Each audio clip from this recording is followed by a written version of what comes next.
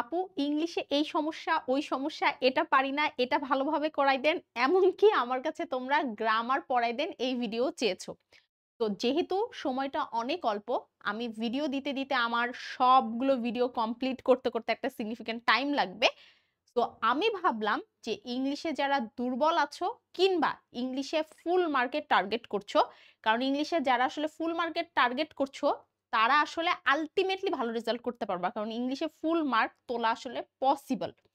তো আমি এইটার একটা সহজ সমাধান, স্পেশালি একটা শর্ট টার্ম সমাধান আজকের ভিডিওতে দিব। সবাই অবশ্যই ধৈর্য ধরে পুরো ভিডিওটা দেখবা। কারণ আমি একদমই স্টেপ বাই স্টেপ যাব যে তোমাকে আসলে কোথায় কিভাবে ইমপ্রুভ করতে হবে। ইংলিশে ভালো করার জন্য লং টার্ম মেথড ফলো করাটা মোর নেসেসারি। তারপরেও আমি হচ্ছে এখন শর্ট টার্ম অর্থাৎ পরীক্ষা কেন্দ্রিক ফোকাস করে আমি হচ্ছে ইংলিশটা তোমাদেরকে বুঝিয়ে দিব। তো আমরা প্রথমে দেখতেছি হচ্ছে ইংলিশ ফার্স্ট পেপারের মার্ক ডিস্ট্রিবিউশন। এখানে আমি শুরুতে দেখতেছি যে আমার একটা সিন কম্প্রিহেনশন আছে। আমরা জানি যে এই জিনিসটা আমাদের এনসিটিভির যে বই আছে সেই বইয়ের যে লেসন গুলো আছে সেগুলো টার্গেটেড হবে। তো এই যে সিন কম্প্রিহেনশন আমরা সবার আগে স্টেপগুলো অবশ্যই মার্ক করবা। সবার আগে আমরা যে কাজটা করব সেটা হচ্ছে এনসিটিভির যে বইটা ওইটার রিডিং পড়ব। এখন অনেকে কি করো প্রথমবারই রিডিং পড়ে সবকিছু বুঝে ফেলাইতে যাও। তোমার সাপোর্ট সিস্টেম হিসাবে তুমি অবশ্যই ইংলিশের যে অনুবাদটা আছে সেই অনুবাদটার সাথে রাখবা। এখানে আরেকটা জিনিস আমি স্পেশালি মেনশন করতে চাই, একবার বই থেকে এনসিটিভির লেসন পড়া, একবার গাইড থেকে এনসিটিভির লেসন পড়া এটা করা যাবে না। তুমি সারা জীবন যেই জায়গা থেকে এনসিটিভির লেসন পড়বা তুমি সবসময় ওই জায়গা থেকেই পড়বা। বারবার এক এক জায়গা থেকে পড়লে পরীক্ষায় যখন এমসিকিউ আসবে তুমি আসলে মাইন্ডে তোমার থাকবে না যে ওই এমসিকিউ লাইনটা আসলে কোথায় ছিল, কারণ তুমি এক একবার এক এক জায়গা থেকে পড়ছো। মাথার মধ্যে ভিজুয়ালাইজেশন এক একবার এক এক রকম হয়েছে। সবসময় এনসিটিভির বই থেকে আমরা পড়বো, এবং কারণ টেস্ট পরীক্ষার পরে তোমার বইটা আবার চেঞ্জ হয়ে যাবে, সো অবভিয়াসলি আমরা এনসিটিভির বই থেকে পড়বো। যেই বাংলা অনুবাদটা আছে সেটা আমি যে কোনো একটা গাইড থেকে, টেস্ট পেপার থেকে বা হোয়াট এভার ইট ইজ সেটা থেকে আমি পড়বো। আচ্ছা, এইটা পড়ার সময় আমার কিছু আনকমন ওয়ার্ড থাকবে যেটা আমি জীবনেও কোনোদিন শুনি নাই। এই ওয়ার্ডগুলো আমার কাজ হবে হচ্ছে গোল করা। কারণ যখন আমি পরীক্ষা দিব আমার এই ওয়ার্ডগুলোতেই ভেজালটা পাকাবে। তো ওই ওয়ার্ডগুলো আমি গোল করে রাখবো।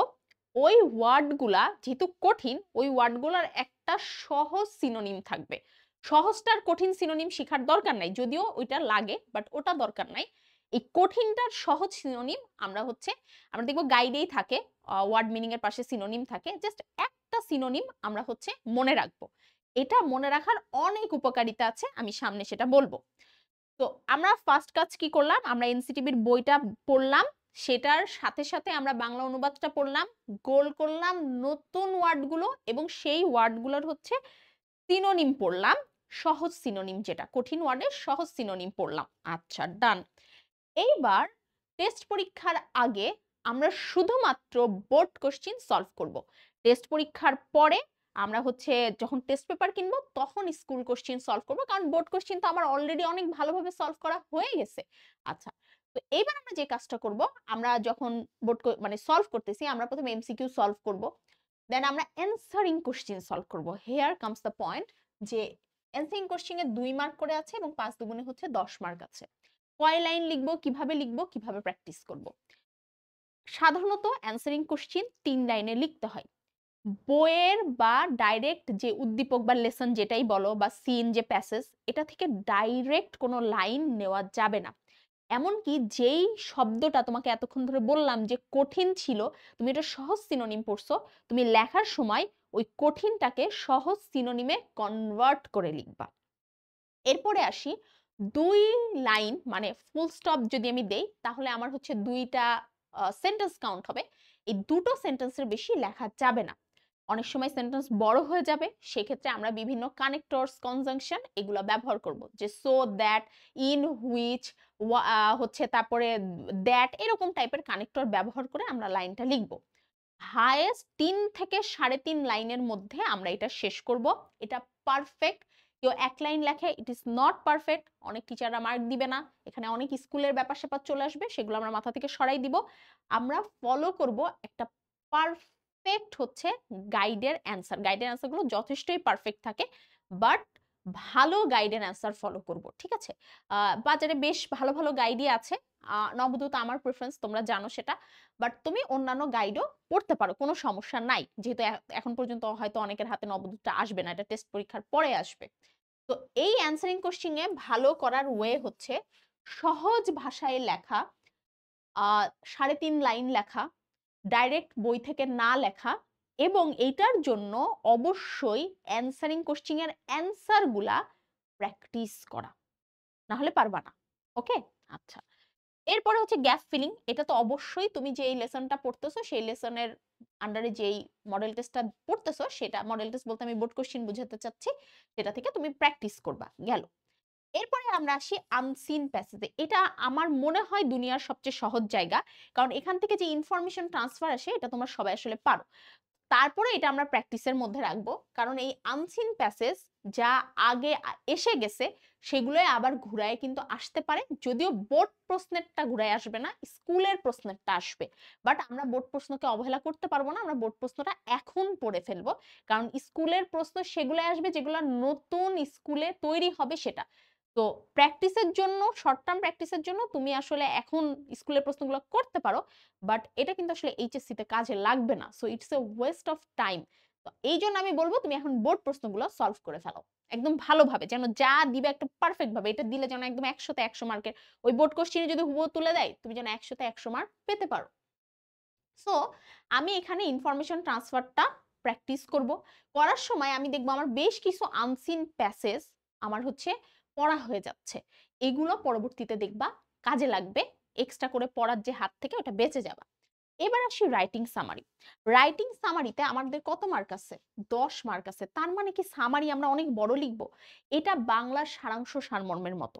যতই আমার এটা হচ্ছে 10 মার্ক থাকুক, এটা বড় লেখার কোনো সুযোগ নাই। রাইটিং সামারিতেও সেম আনসিন প্যাসেজের যেই শব্দগুলো আছে সেগুলোর সিনোনিম লিখতে চেষ্টা করতে হবে। যেমন কাইন্ড, এই কাইন্ড মানে হচ্ছে নরম। তুমি জানো যে কাইন্ডের আরেকটা সিনোনিম হচ্ছে হাম্বল।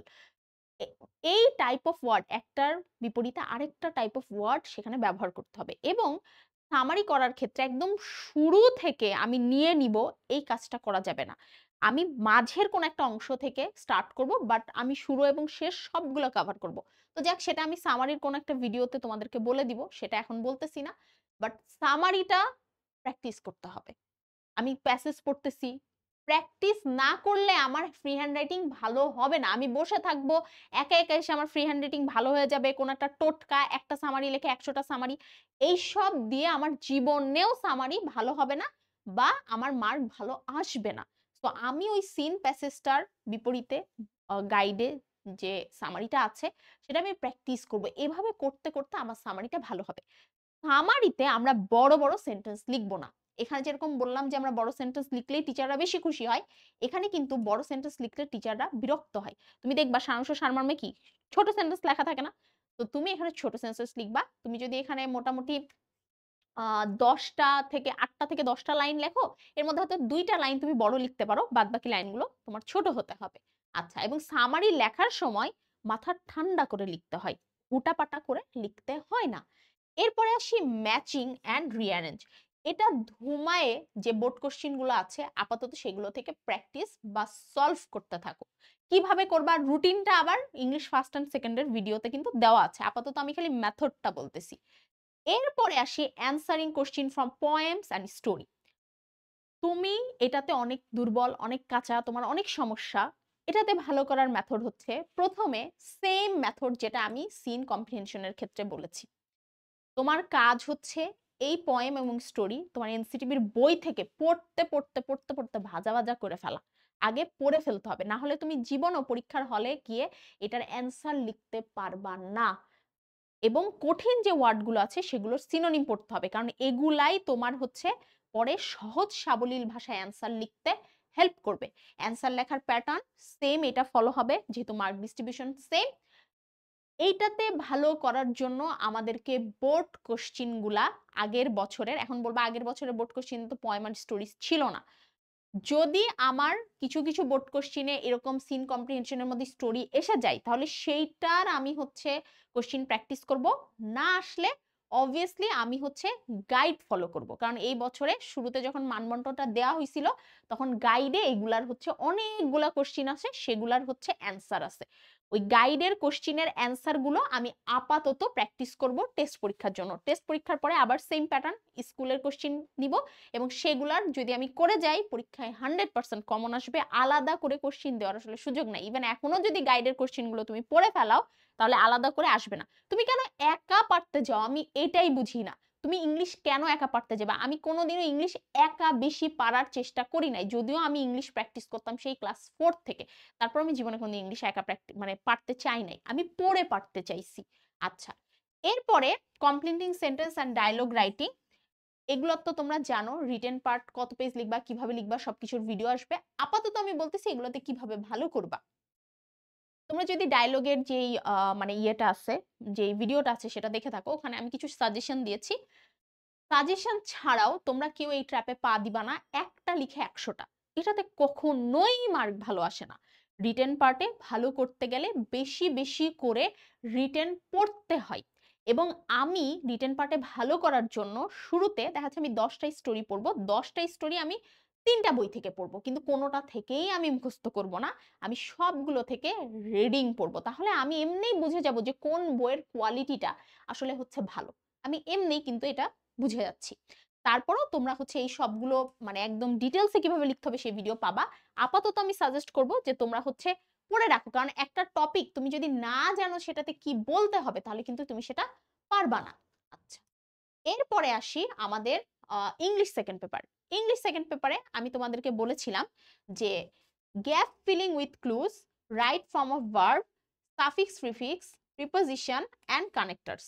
এই 3 আর 2 5টা টপিক তুমি রুলস পড়তে পারো, কোনো লাভ হবে না, কোনো যায় আসবে না। অনেকেই বলো আপু রাইট ফর্ম অফ ভার্বের সব রুল পারি, কিন্তু করতে গেলে আর পারি না। ইয়েস, কিছু কিছু জিনিস থাকে, যেরকম ফিজিক্স বই পড়ে জীবনেও হচ্ছে ম্যাথ করা যায় না, মানে পরীক্ষায় বোর্ড পরীক্ষায় যেগুলো আসে ওগুলো অ্যাটলিস্ট আমি কখনো করতে পারি নাই। এটাই স্বাভাবিক, এটাই ন্যাচারাল। ফিজিক্সের ম্যাথ করতে গেলে বোর্ড প্রশ্ন ভালো করে করে তারপরে হচ্ছে এটার পারার আশা দেখতে হয়। একইভাবে এই যে 5টা জিনিস বলছি, তুমি দুনিয়ার সাফিক্স মুখস্থ করবা, আমার টিচারও আমাকে করাইছিল, আমি দেখলাম এগুলো কোনোই কাজে আসে না। কিন্তু আমি প্র্যাকটিস যত বেশি করব, এবং practice is not that sense আমি করলাম ভুলে গেলাম। আমাকে যদি ওই প্যাসেজ আবার দেয়, একটা সাফিক্সের প্যাসেজ যদি আমাকে আবার দেয়, আমি যেন আবার ওইটা পারি, আমাকে সেই সিচুয়েশনটা ক্রিয়েট করতে হবে। অর্থাৎ এখন আমরা আবারও বোর্ড প্রশ্নগুলা কমপ্লিট করে ফেলবো, এবং টেস্টের পরে আমরা স্কুলের যত প্রশ্ন আছে আমরা চেষ্টা করব সব কমপ্লিট করতে। 100% চাও না কমন, তাহলে এইটাই করতে হবে।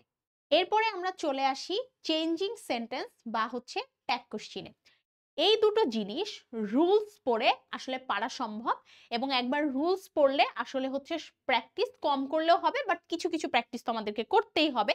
সেক্ষেত্রে আমরা আইডিয়াল প্রশ্ন হচ্ছে বোর্ড প্রশ্নটাকে নিতে পারি এবং প্র্যাকটিস করতে পারি। তো ট্যাগ কোশ্চেন এবং কানেক্টরসের চেঞ্জিং সেন্টেন্সের রুলস পড়ার ক্ষেত্রে আমি যেটা সবসময় করেছি, আমি এক্সাম্পল মুখস্থ করে ফেলাইছি একটা একটা করে।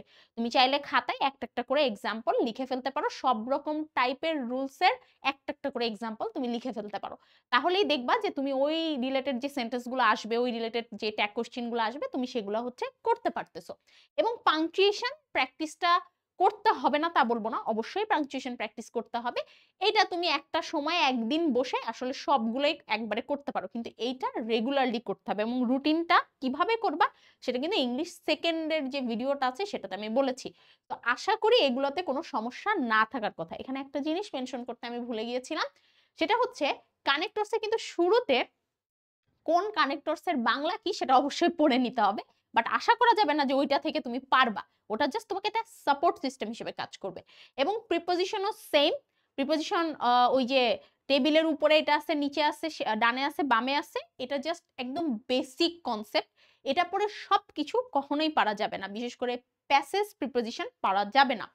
তো প্যাসেজ প্রিপোজিশন আমরা প্র্যাকটিস করতে, করতে পারবো। যারা অ্যাপ্রোপ্রিয়েট প্রিপোজিশন পড়ো নাই, আমার কিন্তু অ্যাপ্রোপ্রিয়েট প্রিপোজিশন সেই পিচ্চি কাল থেকে আমি যখন ক্লাস 4 এ পড়তাম তখন থেকে আমি প্রতিদিন ৫ টা করে অ্যাপ্রোপ্রিয়েট প্রিপোজিশন পড়ে মানে অনেকটাই কভার করতে পারছিলাম। সো যারা পড়ো নাই তারা চেষ্টা করবা প্রতিদিন এট লিস্ট ২ টো থেকে ৩ টা অ্যাপ্রোপ্রিয়েট প্রিপোজিশন পড়ার। যদি এটা না পড়তে পারো তাহলে যেটা করবা এই প্রিপোজিশন গুলা যখন পড়তেছো তখন যদি কোনো অ্যাপ্রোপ্রিয়েট প্রিপোজিশন চোখে বাধে, তুমি বুঝতে পারবা যে এই প্রিপোজিশনটার পাশে সবসময় এই ওয়ার্ডটাই বসতেছে। তাহলে ওটাও একটু খাতায় লিখে নিয়ে নোট করতে, করতে দেখবা তোমার মিনিমাম ৫০ টা অ্যাপ্রোপ্রিয়েট প্রিপোজিশন হয়ে গেছে। আর এখানে আরেকটা কথা বলবো, অ্যাপ্রোপ্রিয়েট প্রিপোজিশন পড়ার ক্ষেত্রে সব ধরে পড়া যাবে না। তাহলে দেখবা এ লেটার দিয়ে প্রিপোজিশন গুলাই শেষ হচ্ছে না। আমি পড়ার সময় আমার টিচার আমাকে দাগিয়ে দিয়েছিল। আমার একটা আপু ছিল, তার কাছে আমি পড়তাম। উনি আমাকে দাগিয়ে দিয়েছিল আ যেগুলো বারবার আসে। এটা যে কেউ যে তোমার থেকে বয়সে একটু বড় সে হচ্ছে এটা পারবে। তুমি তাদের থেকে একটু দাগিয়ে নিতে পারো। এরপরে আসি writing paragraph, email, connectors sorry letter and হচ্ছে শর্ট কম্পোজিশন। সো এগুলার তো তোমরা ভিডিও পেয়ে যাবা। এগুলো সেম মেথড করবা। আপাতত তোমরা হচ্ছে এটা রিডিং পড়ে এটার হচ্ছে একটা মানে ফ্রি হ্যান্ড রাইটিং যেটা সেটা একটা হচ্ছে আয়ত্তে আনবা। আর এটা ডিটেইলস যে কিভাবে পড়বা, কিভাবে কি করবা এগুলো হচ্ছে যেরকম ভাবে ডায়ালগ আপলোড হয়েছে সেগুলো ভাবে এগুলো হচ্ছে পড়ে যাবা। কিন্তু একটা প্যারাগ্রাফ লিখে ১০ টা প্যারাগ্রাফ, একটা প্যারাগ্রাফ লিখে ১ কোটিটা প্যারাগ্রাফ এই ট্যাবগুলোতে পড়বা না। এগুলোতে কখনোই মার্ক ভালো ক্যারি হবে না। এই ভিডিওটা তোমাদের একদম চাহিদা এনালাইসিস করে আমি বানিয়েছি।